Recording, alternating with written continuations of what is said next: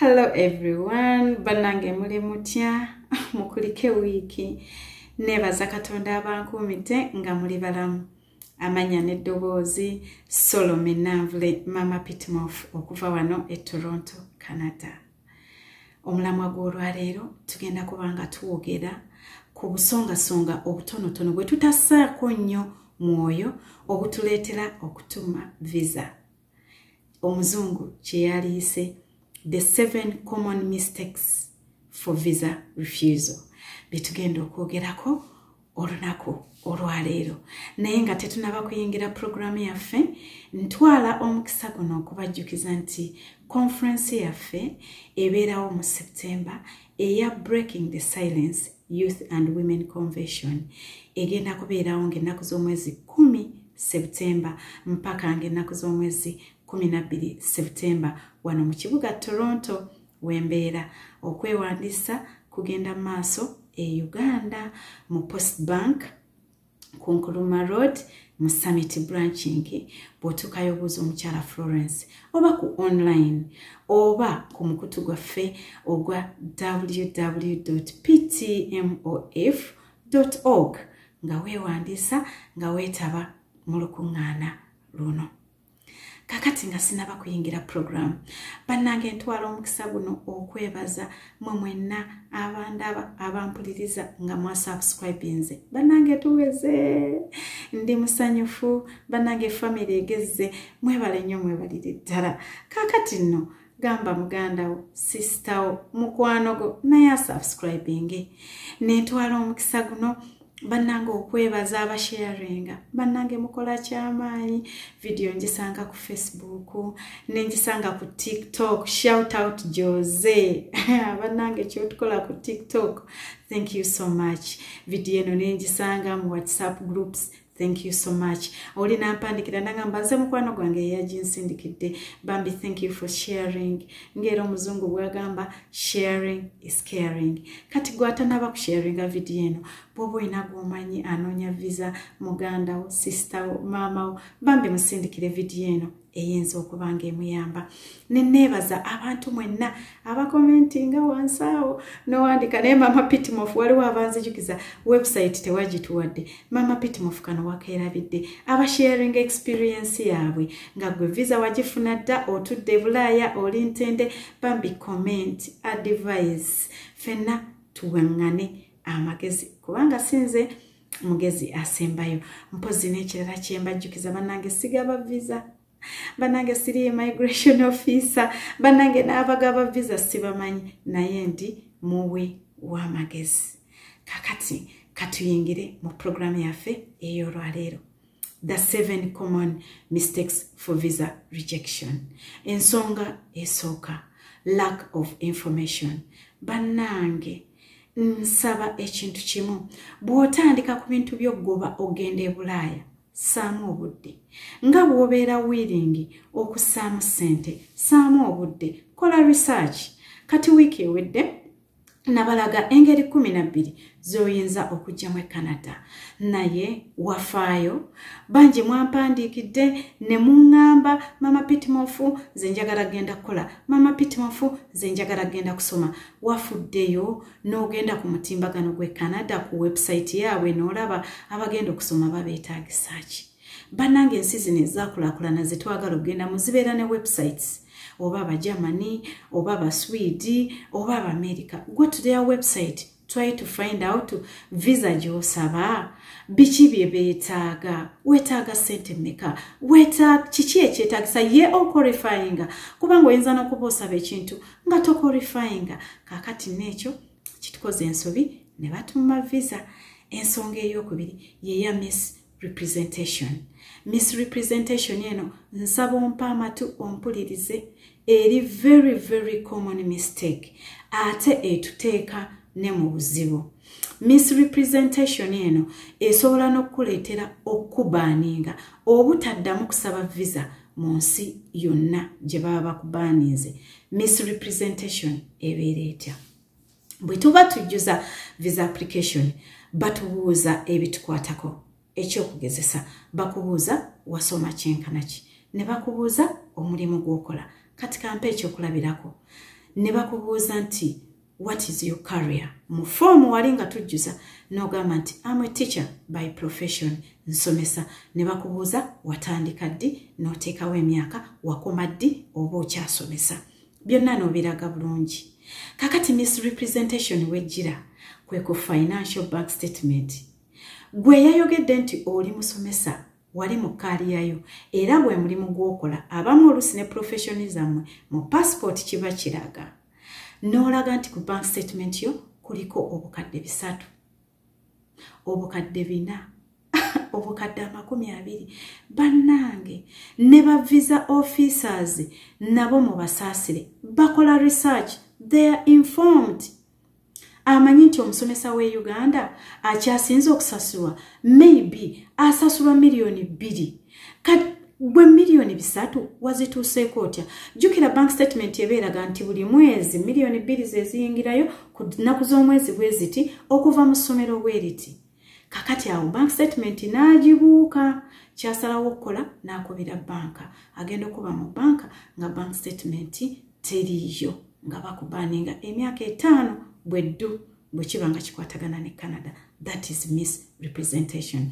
Endala misrepresentation gye musinga okukola, ensonga eno ngenda girwako kubanga yesinga otuleetera tabu. Weefuula ki ky'otali? Ekirala mukikolera, mistake mugikolera mu travel history. Travel history okikola otya? Akatabo ennaku zino wakafunye mu lunaku olwo lumu wakataddemu ssente. N'ogenda n'oteeka mu travel history kubanga visa ogenda gisaba wiiki ejja oba omwezi ogujja. N'olaga nti okuva lwe wafuna akatabo ako, bannange ogenze mu nsi nga 5, ogenze China, ogenze Dubai, ogenze ewa. Naye jjukira wajjuza nti oli teacher by profession, tewataddemu nti oli business person, kubanga aba business people abasuubuzi be bagenda leero n'abeere China, wiiki ejja n'abeere Dubai, wiiki ejja n'abeere eri. Profession yo gye wajjuza eri ogyerabidde, otaddemu travel history omungi. Kale tugambe munnange olina ssente nnyingi okola tour, naye otambula ddi, okola ddi, kubanga otambudde nnyo. So pay attention to misrepresentation mu visa or travel history. Kati esembayo gye ngenda obbawa kubanga obudde tuyina butono, bannange bangamba video ziba mpanvu temuziraba, yeya marriage. Bannange simanyi yakeera ku makya n'abagamba nti ba visa officer bagaba visa only when you have a marriage certificate eya church. That is not true. That is a mistake. In fact, ku form eri gye tujjuza wabeerawo categories za family ties. For example, kuliko spouse, asobola okubanga muli mu love, osobola okuleeta evidence nga text messages, ebifaananyi nga muli mu mukwano. Kuliko common law, ne wali bakikunnyonnyola. Common law kitegeeza mubadde mu mukwano oba ku relationship for 1 year nga mubeera mwenna. Osobola okuleeta proof of address nga mubeera ku address yemu. Kuliko separated, kuliko single. Kati tewali nsonga lwaki offakinga marriage certificate simply because osobola okucertifyinga visa officer nti you're just a common law partner. Ate kati e Uganda nganze gyenva tuyina ne traditional marriages. Omwami wange ayinza okuba nga yanyanjula bwanjuzi, ayinza okuba yakyala nga nina bbaluwa y'abazadde. That's enough evidence nti ndi married oba ndi mu common law relationship. Awo bannange mwegendereze nnyo misrepresentation, okweyita kyotali ne bakuteekako ne ban. Kati katuveeko ensonga eyokusatu yeya failure to convince the immigration officer that you will go back in your own country. Bannange ekintu kino nakyogerako mu video yange ey'okubiri, sigenda kiddamu. Nemba nnyonnyola ne biki by'olina okubanga olaga visa officer nti ojja kudda mu nsi eyo. Aba ayagala akwesige nti nno bw'ona ogenda e Canada ojja kudda, bw'ona ogenda e Bungereza ojja kudda. Ddayo mu video yange eri olabe ebintu ebyo biki ebimatiza visa officer nti ddala onodda. Bannange abagaba visa bantunga ggwe, bantunga nze. Naawe tunula mu by'owaddeyo. Naddala mu abasaba e Canada ngwa visa officer tagenda kulabako nga bipapula bye bikweyimirira. Bw'otunulamu n'olaba bw'oti n'ogamba Mama Pitmoff, byondaze bino onookomawo e Uganda. bw'oba naawe tosobola kwewa visa bambi toyonoona ssente zo to applyinga sooka ogenda ofuna ebintu ebinaakonvinsinga visa officer tojja kudda e Uganda. Ensonga eyokuna lack of personal statement. Bannange ebintu bino nzize nga mbyogerako mu video zange eziyise. Personal statement yeriwa mujerabira. This is the biggest mistake is to forget to write a personal statement oba gye bayita cover letter. Eyamba nnyo egondezaamu immigration officer ate emulaga n'omulaga nti oli very organized. Biki ebibeera mu cover letter. For example, okugeza nze Nanvuli Solome nina mu Breaking the Silence mu mwezi gwa September nkolera Bank of Uganda nfuna omusala weguti bampadde leave okuva ku nnaku z'omwezi gweziti ntaddeko bank statement yange ya myezi 3 sitayibodde kuteekako myezi 4 kubanga banka yampadde emyezi 3 ntaddeko obuyigirize bwange mbujjuza mu form naye certificate sigifunanga olw'embeera lwa covid ntaddeko ekiraga nti omwami wange yanyanjula naye tetuyina marriage certificate. Nonyonyola visa officer ngenda kutuukira wano ngenda kumalayo ebbanga bweriti ngenda kufuluma bweruti. Personal statement eyo eyamba nnyo ate egondezaamu nnyo ba immigration visa officers tugyerabiranga. Kaakati nga tetunabagenda ku nnamba ey'okutaano bannange nsaba okubajjukiza nti no conference yaffe eya September ebeerayo buli mwaka gyeri okwewandisa kugenda mu maaso ku Post Bank Uganda mu Summit Banking bw'otuukayo obuuza Madam Florence oba osobola okwewandisa ku online oba osobola okugenda ku website yaffe eya www.ptmof.org. Mpozi nawe atanaba kusubscribinga nzizaamu amaanyi. Please subscribe, please like, please share. Kakati katugende ku nsonga ey'okutaano. Ensonga ey'okutaano yeya checklist. Bannange buli application visa eriko kye bayita checklist. Ensonga ziri 12 ze nabawa wiiki ewedde. Eya work permit, eya student, eya visa, buli emu eriko checklist. Naye the common mistake we make, oba mistake gye tukola, bw'omala okujjuza application no papa o submitting, nota printing alupapula olwo, naye lukulu nnyo. Olupapula olwo lugondezaamu immigration officer, wabeerawo ebintu nga immigration officer we biba tebiri mu application eyo, bannange tajja nakubikkula, tajja nagenda wala. Bye basinga okwetaaga bitera okubeera ku checklist eyo nji bateereddewaawo mu kifaananyi ndowooza mugiraba kubeerako obufaananyi nti twagala obufaananyi bwenkana bwe buti. Oluusi kubeerako criminal record nti olina ogiteekako it's a must. Oluusi kubeerako health nga baagala health record yo. Bannange teekako ebintu ebyo. Immigration officer bw'atalaba nti wali obitiikinze obitaddeko munnange kyajja okukola ajja kwata application yo agisse mu baasa abatereka ekipapula kino mukiraba ekya rejection ekyo ekipapula kiri generated bakiwa buli omu ekyo nja kudda lwe tunakyogerako. Oluusi kiba tekirina nsonga ntuufu lwaki bakummye, oluusi oyinza okuba wakoze ensobi ku application yo ne bateekamu buteesi ekipapula ekyo okwanguyiza ensonga. So faayo nnyo ku checklist. Ensonga ey'omukaaga yeya be involved. Bannange naddala abantu bange mu nsi gye nvaamu ab'e Uganda twagala tukolera buli kimu, naye bw'oba ogoba ku bintu bino ebyokugenda e Bulaaya nga bwe nabagambye nga tutandika, teekamu obudde nga bw'oteekamu ssente. Bw'oteekamu obudde bannange twekwasa nnyo ba visa agents abatuyambako n'ogamba yanfeera yanziba naye nga wakeera ku makya n'omugamba nti nze ne bonsaba miliyoni 10 ne bonsaba miliyoni 3 nze kyenjagala visa. No, teekamu obudde. Ajja kuyita kyotali, ajja kufuula kyotali. Ekirala ensobi ebeerawo when you don't get involved in your application.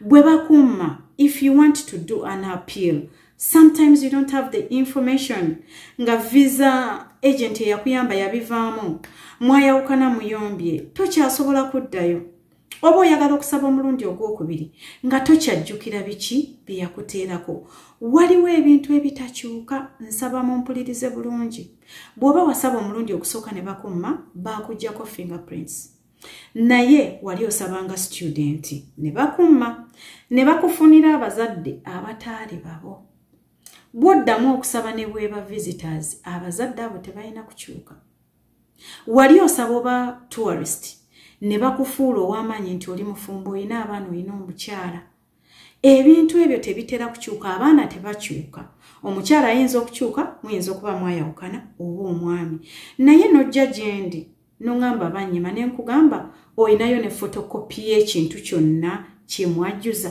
bannange nga tolina na fotokopi kakati ate mmwe abagenda ku visa nga eya US in person omuntu oli akuyamba visa agent n'akujuliza form nejjukira mu form eyo mwe mugenda okuva ebibuuzo bye bakubuuza tewamuwadde budde tewabaddewo wamuwadde ssente n'akola waako omulungi ennyo n'amupreparinga naye nga gwe tosobola mwogerera nyiniye n'ositula fayiro eyo n'otagisoma namu n'ogenda ku appointment n'otuukayo ne bakwaniriza bulungi ne bakubuuza mukyala Solomon wangi kozi wagambye nti okola mu Bank of Uganda nti yesebo watandikayo ddi nga tomanyi ne bakubuuza nti kozi wagambye ogenda mu America nti ye ogenda mu kibuga kinti New York ogenda kolayo ki nga tomanyi nga n'olukuŋŋaana lwe bakufunidde oba conference tolumanyi kati visa officer musaasire bw'oba gwe teweemanyi bikwatako weerabira otya gyekola weerabira otya ddi gye wakolera weerabira otya gye wasomera because you were not involved in this application bannange ekyo tukirongoose kaakati nga sinnaba kugenda ku nsonga ey'omusanvu esembayo because today we are looking at the 7 common mistakes for visa rejection kansooke mbajjukize nti bannange amagezi ag'obwereere nga weera wano kukana akatambi wempeera amagezi ag'obwereere bw'osalawo nojja mu inbox yange bambi nga onsaba okuyamba 1-on-1 oba ojja kunsasula y'akasente kubanga bannange ebintu bino nange nabisoma nasoma immigration consultation ate n'ekirala mbiteekamu obudde ate n'ekirala tuba tujja kumala obudde bungi nga tugezaako okunoonya visa so buli lwojja mu kabox kange don't get offended bwe nkugamba nti nsaba consultation fees nange wenzijja omugaati ebyobwereere bikoma mu katambi kano n'ekirala bannange abalungi kye mbasaba bambi tonkubira ssimu kubanga bannange essaawa zino ndi mu Canada mwe muli Uganda obudde bwanjawulo abamu munkubira ekiro ennyo abamu ne munkubira ku makya ennyo abamu ne munkubira nga ndi ku mulimu mba sisobola kukwata ssimu mba siganye buganyi naye olw'enjawulo y'obudde mba sisobola bambi mpandiikira message nja kuddamu ate nsaba mungumiikirize bannange message nfuna nnyingi bwe mba sinnakuddamu mba sinnakutuukako kubanga ntandikira wansi n'engenda abaasooka mba nja kuddamu bambi mungumiikirize message zammwe nja ziddamu tonkubira ssimu nsindikira message kakati ensonga esembayo it is prayer mwenna mwekanze mubadde temukisuubira bannange buli lwoba ng'ogoba ku by'okgenda e Bulaaya ng'onoonya visa saagala omuntu yenna mu nsi muno akulimbe nti visa is a guarantee please visa it's never a guarantee decision y'okuwa visa it depends on the immigration officer handling your file nkiddamu teri visa eri guarantee immigration officer yalina obuyinza obukkiriza oba obugaana okuwa visa tewabangayo omuntu yenna akulimba nti visa eri guarantee for example visa eyinza okubeera nti tugambe eri guarantee yeey'okubeera nti family sponsorship oleeta abaana ndi wano n'omwami wange tugenda kuleeta abaana betwaleke Uganda ne tuteekamu sponsorship. Visa officer ne yeekengera olw'emyaka gyange nze ng'omukyala oba omwami wange. Nagamba naye omwana ono ayinza okuba si waabwe. N'asaba DNA. Bannange bagenda okukola DNA ng'omwana si buwo. Ne bamumma visa. Bannaffe ab'Ebungereza bo kyatteeka balina okukola DNA. Bannange ne bakola DNA ng'abaana si babo. Eyo ye yandibadde nga eri at least 95% nti omuntu bw'aba yakuzaala n'akuteekamu sponsorship oyina okujja. Endala eringa 95%, 98% ye ya marriage. Mwefumbirwa mwakola buli kimu byonna mubireese. Naye immigration officer n'agamba mulabika temwagalana, bino mubipanga bupanzi mwagala kufuna visa.